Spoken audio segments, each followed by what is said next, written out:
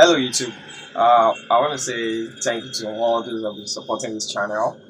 It's really been great. About 479 of you guys, you've been watching the video, you've been sharing it, you've been liking it, and that's been great. I want to say thank you. Yeah, although my channel has been demonetized because I couldn't make up 1,000 subscribers and 4,000 on watch time. Well, I know we'll get there. Yeah. Okay, so let's get it started. Today's tutorial is going to be based on how you can create like a 3D animated video, like a short film. Okay, so a subscriber named Doze, he said, "Hi, Mr. Shola, can you please make," he called me Mr. Can you please make a tutorial on how you can make those 3D animated videos, most especially the one titled Your Thoughts? Oh, okay, he's talking about Tupac. I actually made Tupac with DLM. It was his concept, so we brought it in, then created it, and I had to make it in 3D animation. And it was fun.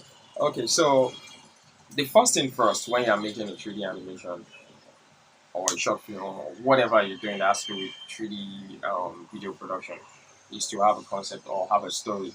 So once you have a story, then you need to convert that into a script. You can get the flow right. You need to have a story. You know where you're going with the story. Then you make it into a script. Then once you have your script, what I mean by script is, okay, you know what this scene would look like.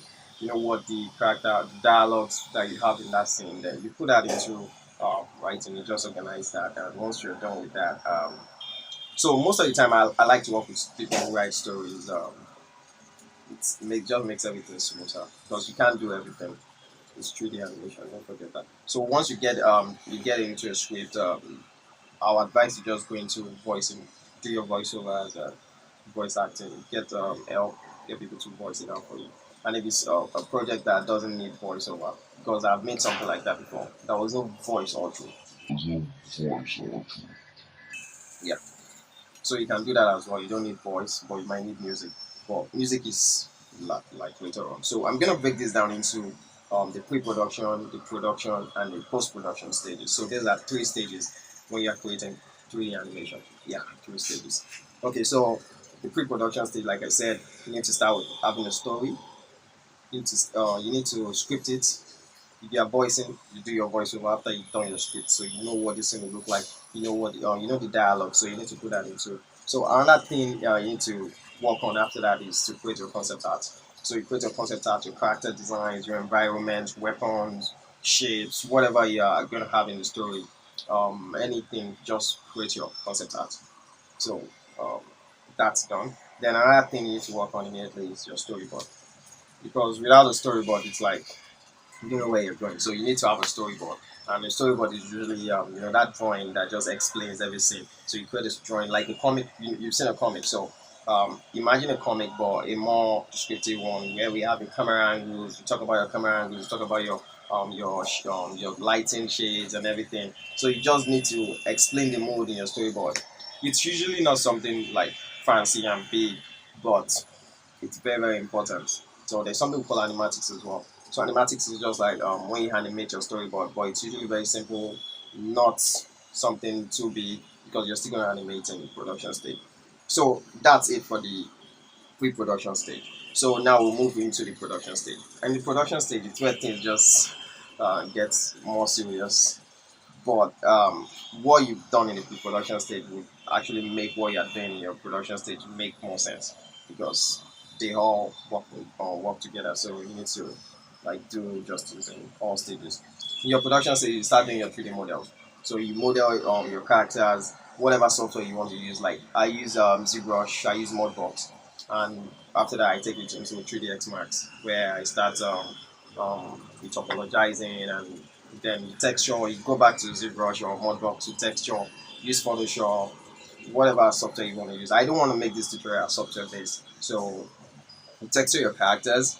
You after you texture, you need to also when creating the characters, because if they are 3D characters that are going to be deforming. What I mean by deformation is after you rig your character, you know they need to move, just like the way my body is moving. So you need to consider that there are 3D characters that will be animated, so they have to be quads, not triangles. So your 3D polygons should be quads, like your so make sure they are quads. It's very, very important. If you want to simulate the clothes later on, you can model that separately. But I would advise if you are starting out, just merge your cloth to the character. for a start, so you don't try to overwork yourself on the visual effect and those things. So okay, so the texturing phase of things, that would all there are a lot to consider in the texturing stage because the style of texturing will be determined by the style of modeling because when you're creating 3D characters, you need to consider if they are going to be stylized or they are going to be photorealistic. So like a character the Pixar characters, they're usually stylized characters compared to the Final Fantasy kind of characters or the Last of Us kind of characters. So you need to know the style you're going for. So if you're going for a photorealistic texturing, then your character would also have to. So you just need to put that into consideration. So, like I said, if you want to merge your close characters, you want to put your folds on the characters, like you do that in ZBrush or your sculpting software. Blender now sculpt, so you can use Blender as well. I forgot to mention that, and it's even open source, so it's free. You can go get Blender. Then from that stage, once you're done with your character, you have textured the character. For Max, I use Catrig and Character Studio Biped. But most of the time, I use Biped because I've been using Biped. Character Studio is new, but it's really good. It's really good. Okay, you can also use custom rigs for your character in 3ds Max. I've never rigged the character in Maya, although I use Maya, but I've never rigged the character in Maya. So I wouldn't say, but I know they use custom rigs. And there is also a plugin called Auto Rig in Maya. I've never used it, but I think it's really good and just makes things a bit faster. So 3D model, you put the skeleton into the 3D model, then the next thing is just like the way we have skeleton in our body. So your bone rig or your rigging or your rig, call it your bone, call it your skeleton. So you put it, you merge it on, you merge it to the character, and the process of merging is called what we call skinning. So skinning, plugins they use for skinning, we have in 3ds Max, we have the skin modifier, we have the physics modifier. So the physics modifier is quite good, but most people I know use skin modifier because of the game engine they support it. But I use physics modifier a lot. But I know there are more powerful plugins like Bones Pro. Bones Pro, those are plugins. They are top quality plugins. You need to install them in Max. I think it's by 3DI or something. Just purchase it. Um, so that's it for skinning and rigging. So the skinning is the process of binding the skeleton to the mesh or the 3D model. So after you're done with skinning and deformation, the next stage is to animate. So you start animating your character. You move your character into the scene that you've already created, like or your 3D models of the environment and everything. You merge it together. Then after that, you animate. Take your different shots and angles that you've gotten from your storyboard. Then you animate it, create the action. That's where the fun is, right? So after that, you set up your lights, set up your cameras, angles to get the mood. So the lighting does a lot in 3D animation. So lighting and camera angles. So you just set up the mood that you want, how you want, or what message you want to convey to the audience and all. So it's very very important. Then you start doing test renders. It's very very important. You just don't go into anything like that. You start doing test renders. So in 3ds Max we have mental. I think it's no longer supported. Last year was supported, but no, it's no longer. So we have Anode renderer now. Um, we have V-Ray. So you need to do a lot of test render because that's what actually gives you because you start to see the things that you need to change because you can't just go into rendering the whole scene like that. So rendering is the process of like exporting whatever you've done in production stage in your software. So you export it out as maybe picture sequence that you can now put together in your editing software that's in the post-production stage. So rendering in the 3D software is like the end of the production stage. That's the way I work. So now we need to move into the post-production stage, right? So the post-production stage, the first thing I'll advise most of us do is we should do a lot of compositing, like in the post-production stage. Although some people usually do visual effects in the production stage, like in their software, they do so maybe some fire effect, particle effects. But I like to do a whole lot of stuff in my um, compositing stage. So you can just bring your effects, your fire footage, your different anything you want to do. Maybe you have explosions, so you can put that in because all those things actually takes time to render in the 3D software. So you need to consider that because you're not a big studio. Why would you want to go through all that stress? So you need to consider that and just try and manage things. It's very very important. So visual effects.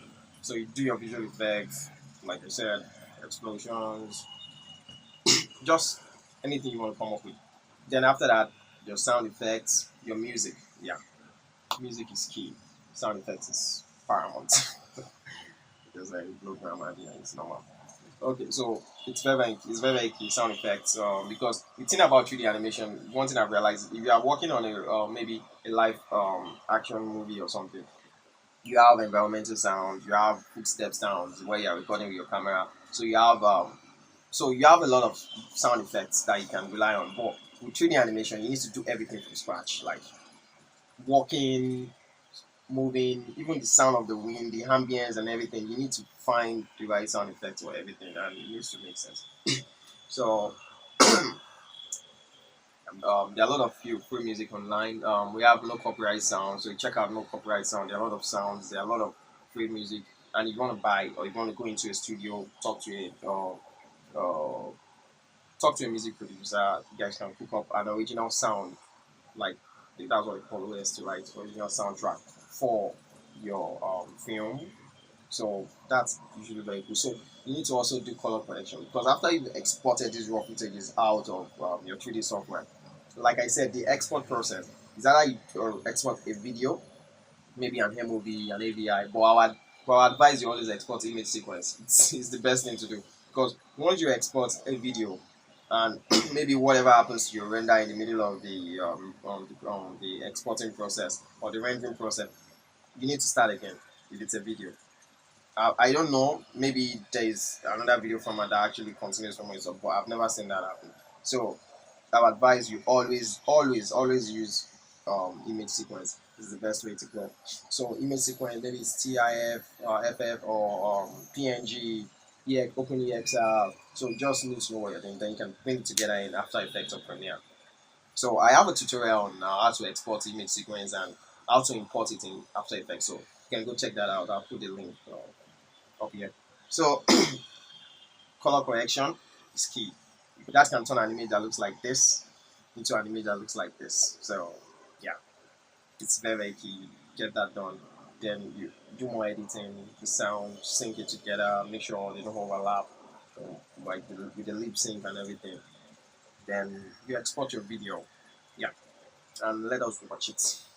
Yeah. So that's it for this tutorial. A whole lot of people out there. So don't forget to share this tutorial. It's what keeps this channel going. Please share, like, and subscribe. Whatever you think I've missed out, you can put that in the comment section below.